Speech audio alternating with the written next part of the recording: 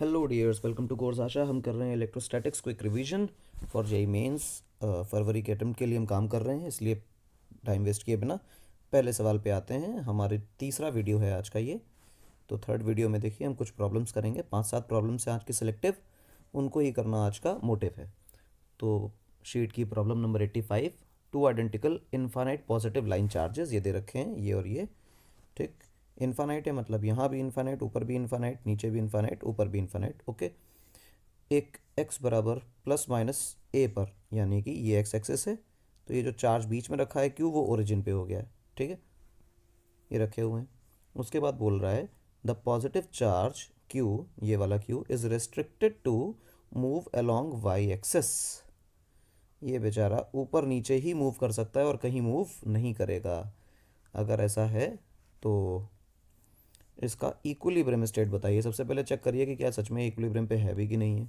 तो गौर से देखो, इन्फानाइट वायर की इलेक्ट्रिक फील्ड की वैल्यू होती है 2k लेमडा बाई डी, और क्योंकि ये वैल्यू a है और यहाँ से भी वैल्यू a है, और इलेक्ट्रिक फील्ड हमेशा इन्फानाइट वायर के परपेंडिकुलर ही आती है। तो इस वायर की इलेक्ट्रिक फील्ड इस तरफ 2k लेमडा बाई डी, इस वायर की इलेक्ट्रिक फील्ड इस तरफ 2k लेमडा बाई डी। और अगर मैं मिड पॉइंट पे आता हूँ तो 2k लेमडा ये तो कांस्टेंट है दोनों में ही, आइडेंटिकल वायर आइडेंटिकल चार्ज है। डी की वैल्यू वेरी कर रही थी, जो डी और डी इक्वल हो चुका है ए के फॉर्म में। ये डी मैंने लिख दिया है सवाल के अंदर, ए और ए दिया हुआ है, ये ए और ये ए। तो फिर दोनों फील्ड्स इस जगह पर कितनी हो जाएंगी, ज़ीरो। और गौर से सोचो, सिर्फ इस जगह नहीं, इस पूरी लाइन पर यानी वाई एक्सिस पे हर जगह ज़ीरो होने वाली है, क्योंकि इलेक्ट्रिक फील्ड सिर्फ और सिर्फ वाई एक्सिस के परपेंडिकुलर है। तो ओरिजिन से वाई एक्सिस जो जा रही है इस पर इलेक्ट्रिक फील्ड हमेशा ज़ीरो है। तो जो फोर्स है क्यू चार्ज पर हमेशा इस वाई एक्सिस पे ज़ीरो रहने वाला है। तो इसको उठाकर ऊपर भेज दो, इसको उठा के नीचे ले आओ, इसको उठा के कहीं और ले आओ, इसको उठा के कहीं और ले आओ। ये ना तो अपनी मीन पोजीशन की तरफ वापस आने वाला है और ना ही कहीं और जाने वाला है। या ये कह लो कि जो मीन पोजीशन है वो हर point at the y axis is the mean position of the charge q. Hence जब भी कभी ऐसा हो जाए कि हर पोजीशन मीन पोजीशन मिल जाए, तो जो इक्विलिब्रियम होता है वो न्यूट्रल होता है। ठीक, तो आंसर है न्यूट्रल इक्विलिब्रियम। अगली प्रॉब्लम की तरफ प्रोसीड करते हैं। देखो क्या है, 96 नंबर कह रहा है यूनिफॉर्मली चार्ज और infinitely long line having a linear charge density lambda, ठीक है, is placed at normal distance y from a point o। तो सबसे पहले इतनी चीज़ को बना लेना चाहिए कि एक पॉइंट o है, इससे किसी, अच्छा एक लाइन है ऐसे, ये इन्फानाइट लाइन है, इसको इन्फानाइट मान लिया। इससे हमने परपेंडिकुलर ये डाला, और ये जो परपेंडिकुलर मिला ये वाई दूरी है। ठीक, और इस पर मेरे पास लेमडा कूलम पर मीटर की चार्ज डेंसिटी है, जो कि ऊपर इन्फानाइट तक और नीचे इन्फानाइट तक जा रही है। अब हमने क्या किया, इस ओ को, सवाल पढ़ो देखो, सवाल कह रहा है consider a sphere of radius R with O as centre and R greater than Y. यानी ओ को सेंटर मानते हुए जो हमने लाइन बनाई, इस ओ को सेंटर मानते हुए एक स्फीयर ड्रॉ करना है आर रेडियस का, और वो रेडियस जो है that must be greater than the Y. ठीक है, कोई दिक्कत वाली बात नहीं है। ये हो गया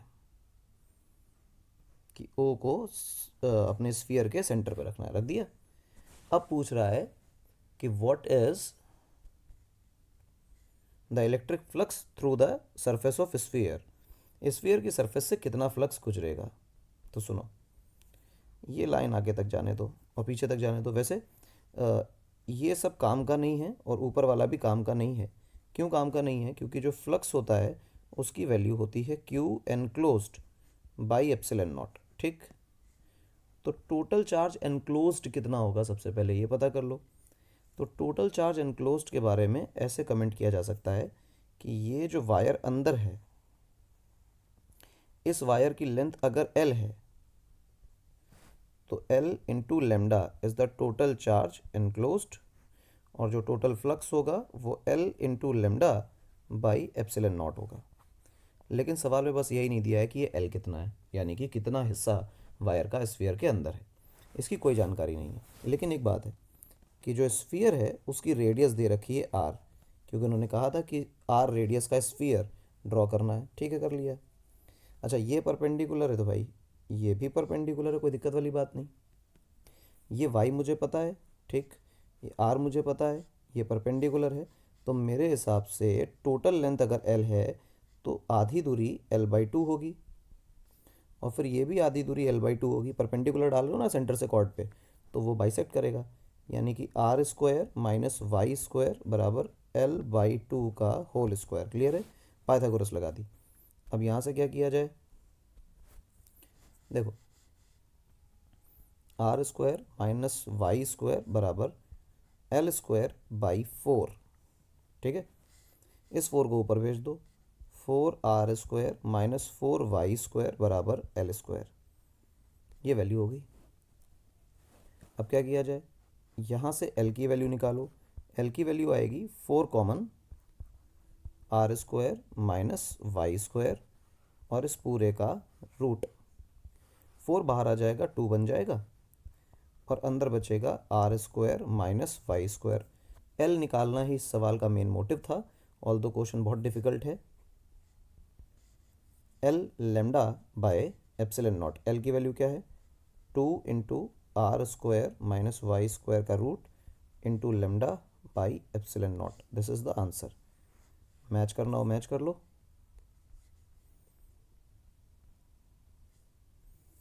हाँ, C is the correct answer. Match हो गया, आगे बढ़ जाइए। अगला सवाल कौन सा है भाई? अगला सवाल सुनने में आ रहा है 101, शीट का क्वेश्चन नंबर 101। ठीक, the linear charge density of a dielectric ring, dielectric का मतलब इंसुलेटर है, कंडक्टिंग नहीं है, ठीक है, of radius r is varying as theta, where theta lambda is equal to lambda naught cos θ/2। ठीक है, और इस बेस लाइन को इन्होंने जीरो एंगल बोला है। ठीक है, the potential at the centre of the ring is, ring के सेंटर पर पोटेंशियल क्या होगा? दिमाग में एक बात रखो, ये जो स्टोरी है पूरी की पूरी हम लोग क्लास के अंदर कर चुके हैं। ये क्लास के नोट्स का ही क्वेश्चन है। इसका सीधा सीधा पोटेंशियल जो सेंटर पे होता है उसका आंसर आता है 0।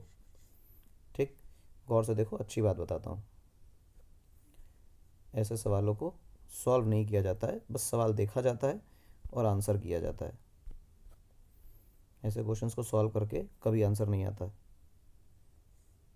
ये देखो, इस एंगल को उन्होंने 0 बोला था, यहाँ से कहानी शुरू होती है, और इसको उन्होंने बोला था थीटा, और लेमडा की वैल्यू आ रही थी लेमडा नॉट कॉस θ/2। थीटा हो θ/2 हो वॉटेवर, कोई फ़र्क नहीं पड़ता इस बात से। ठीक है, जब थीटा की वैल्यू 90 होगी तो कॉस θ/2 यानी कि कॉस 45 बन जाएगा। ठीक, और जब थीटा की वैल्यू 180 होगी तो कॉस θ/2 की वैल्यू कॉस 90 के बराबर होगी। ठीक है, ये तो यानी कि जो कहानी 90 पे थी वो 180 तक होगी, जो कहानी 45 पे होनी थी वो 90 पे होगी। ठीक है, गौर से देखो, ये लेमडा नॉट कांस्टेंट है, कॉस थीटा की वैल्यू जो है वो जैसे जैसे थीटा बढ़ेगा कॉस थीटा घटेगा, घटते घटते घटते घटते 180 पे जाके ज़ीरो हो जाएगा। ज़ीरो के बाद वो नेगेटिव होना शुरू हो जाएगा, नेगेटिव होते होते 360 कंप्लीट होते ही फिर से वो ज़ीरो हो जाएगा। तो ऊपर की तरफ सारा पॉजिटिव चार्ज फैला हुआ है और आइडेंटिकल यहाँ पर नेगेटिव चार्ज फैला हुआ है, तो टोटल फील्ड क्या आने वाली है? 0। बिल्कुल बेझिझक टोटल फील्ड 0 आने वाली है, और सॉरी पोटेंशियल जो है वो 0 आने वाला है। इसमें कोई दो राय नहीं है कि इसमें 0 आने वाला है। क्लास का सवाल है, डायरेक्ट क्वेश्चन देख के आंसर आना चाहिए। फिलहाल के तौर पे क्वेश्चन करा दिया जाता है, देखो कैसे। आप क्या करें, ऐसे सवालों में हमेशा क्या करते हैं, थीटा पे जाइए, डी थीटा का एलिमेंट लीजिए। अगर ये डी थीटा है तो जो ये डी एल लेंथ काटी गई ये आर डी थीटा होगी, और इसका जो डी क्यू चार्ज होगा उसकी value lambda into R D theta होगी। डी क्यू की वैल्यू बन गई, लेमडा की जगह लिखेंगे लेमडा नॉट, आर इधर आ गया, कॉस θ/2 डी थीटा, ये डी क्यू है। अब डी क्यू की वजह से जो पोटेंशियल है वो कैसे लिखा जाए, तो जो पोटेंशियल है उसका फॉर्मूला बनेगा dv का इंटीग्रेशन, और dv का इंटीग्रेशन का मतलब dv का फॉर्मूला क्या होता है, k dq/r, क्योंकि दूरी तो r है ना चार्ज से सेंटर की। अच्छा, देखो क्या लिखेंगे, integration of K D Q की वैल्यू क्या है, lambda naught R cos theta by 2 D theta, नीचे क्या लिखा हुआ है आर। ठीक, ये कट गया, जो भी हुआ जाने दो, उससे कोई फ़र्क नहीं पड़ता। के लेमडा नॉट बाहर, cos theta by 2 D theta का इंटीग्रेशन, और इंटीग्रेशन जो होना है वो 0 से 2 पाई तक होना है, क्योंकि पूरी की पूरी रिंग की बात हो रही है। कॉस थीटा का इंटीग्रेशन जो है वो होता है sine 2 theta, sorry sine theta. तो के लेमडा नॉट और कॉस का इंटीग्रेशन बन जाएगा साइन थीटा बाई 2, और लिमिट लगेगी 0 से 2 पाई। अच्छा, 1/2 बाहर भी आ जाएगा वैसे तो, ध्यान करो। तो जब भी कभी ऐसे लिखते थे के एक्स का इंटीग्रेशन करते थे कॉस के एक्स का, तो आता था साइन के एक्स, और फिर के जो है वो डिवीजन में चला जाता था, डिवीजन में जाता था, तो यहाँ 1/2 है तो ऊपर 2 लिख लो, खैर उससे फ़र्क नहीं पड़ता। K lambda naught into 2 whatever, इधर देखो sine 2 pi by 2 minus sine 0, sine pi पर भी 0, साइन 0 पर भी 0, तो 0 माइनस 0 0, और 0 मल्टीप्लाइड बाई एनीथिंग इज 0, तो आंसर 0 ही आने वाला है। तो आप आंसर मैच कर लीजिए, पहला ऑप्शन करेक्ट है। ठीक है, और ये रिपीट टेलीकास्ट सवाल होते हैं जो पेपर में पूछे जाते हैं। ठीक है, between two infinitely long wires having linear charge densities lambda and minus lambda, ये दिया हुआ है प्लस लेमडा, ये दिया हुआ है माइनस लेमडा। अच्छा, there are 2 points A and B as shown in figure. ठीक, ये ए है ये बी है, दिखाई दे रहा होगा। The amount of work done by electric field in moving a point charge Q naught from A to B is equal to, अब ए से बी तक ले जाने में कितना वर्क डन क्यू नॉट को करना पड़ा। तो ए से बी तक ले जाने में वर्क डन जो करना पड़ा, उन दोनों जगहों का जो पोटेंशियल है वो अगर लिख लें और पोटेंशियल से मल्टीप्लाई करा दें चार्ज का, पोटेंशियल के डिफरेंस से मल्टीप्लाई करा दें चार्ज का, तो अपना आंसर आ जाएगा। ठीक है, ध्यान रखें इस बात को।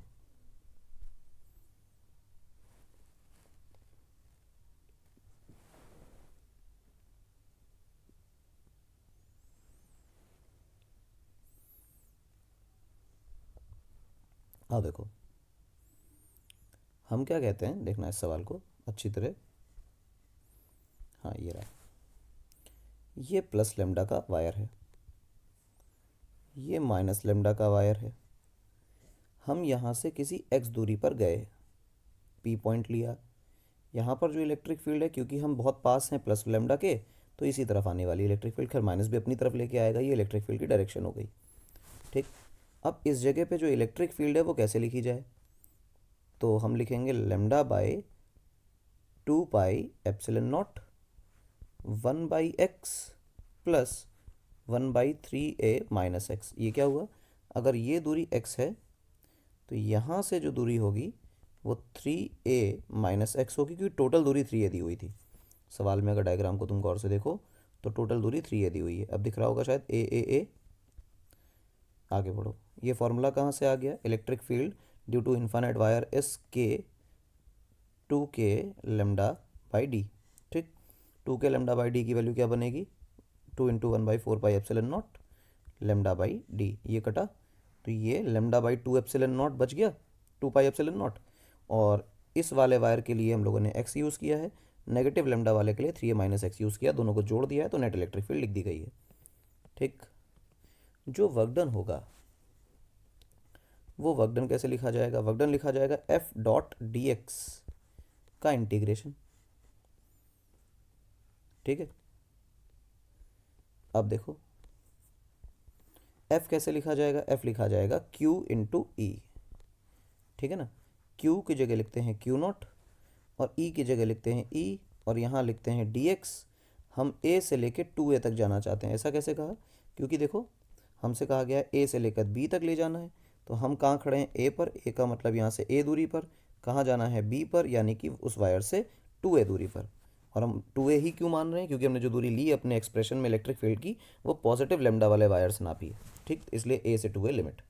इलेक्ट्रिक फील्ड का फॉर्मूला पुट कर दीजिए, आपके पास आंसर आ जाएगा, just put the formula, Q not अपना बाहर ही आ गया, lambda by 2 pi epsilon not बाहर आ गया, a से लेके 2a तक, और फिर आपका इंटीग्रेशन जो है वो dx के टर्म में किसका किसका बनने वाला है, 1/x का और 1/3a माइनस एक्स का। ठीक है, चलो एक काम करो, ब्रैकेट लगा लो, दो टर्म्स आ गए अपने पास, 1/x dx plus 1/3x minus a into D x, ये भी इंटीग्रेशन a से 2a तक। काम बचा है सिर्फ इंटीग्रेशन का और कुछ भी नहीं बचा है। Just solve it by your self, integrate it and get the result. कुछ खास तो बचा ही नहीं।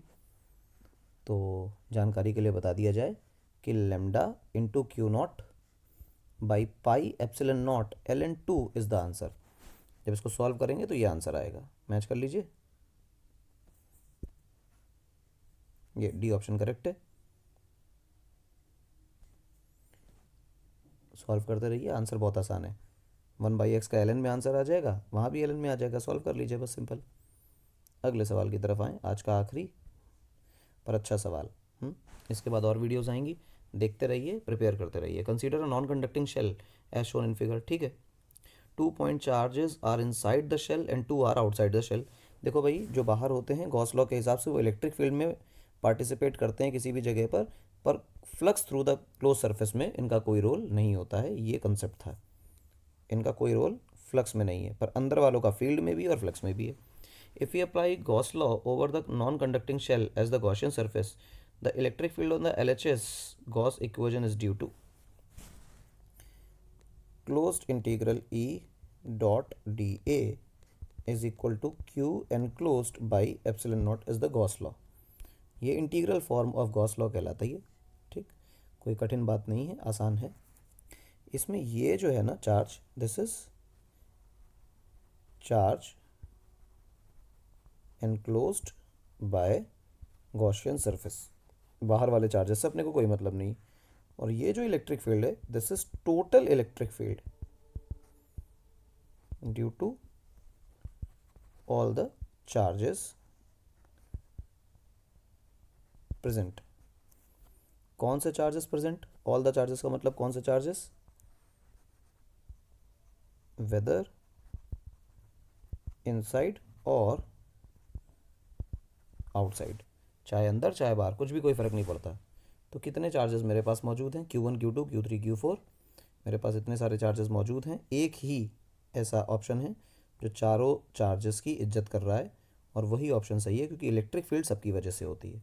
गॉसियन सरफेस मानने से इलेक्ट्रिक फील्ड बदल नहीं जाती। Gaussian surface is in just imaginary surface, तो लॉ में कोई सरफेस मान लेने से इलेक्ट्रिक फील्ड का जो कन्फिग्रेशन है वो चेंज नहीं हो जाएगा, तो वो सारे ही चार्जेस की वजह से होता है। ठीक है, this is a series of 6 questions which are very important, और कुछ लाइन चार्जेस के अच्छे डिफ़िकल्ट सवाल थे। और ये तो लास्ट वाला सवाल ऐसा है कि कंसेप्चुअल एरर पे बेस्ड है। बच्चे को अगर कंसेप्ट क्लियर नहीं है तो गलती हो ही जाती है। इससे पुराने जो क्वेश्चंस थे, जैसे देखें ये क्वेश्चन लाइन चार्ज का बढ़िया क्वेश्चन है। ये भी एक बहुत अच्छा क्वेश्चन है जो क्लास में कराया है, अपनी नोटबुक में ही मिल जाएगा। ये भी एक अच्छा सवाल है। और इस कहानी की स्टोरी ये थी कि भले ही लाइन चार्ज के बारे में बात है, लेकिन प्योरली कैलकुलेशन और ज्योमेट्री बेस्ड क्वेश्चन है। आपको पता होना चाहिए कि आप इस सवाल को पढ़ के ज्योमेट्री बना पाए कि नहीं। तो भाषा नहीं समझ पाए तो सवाल नहीं होने वाला।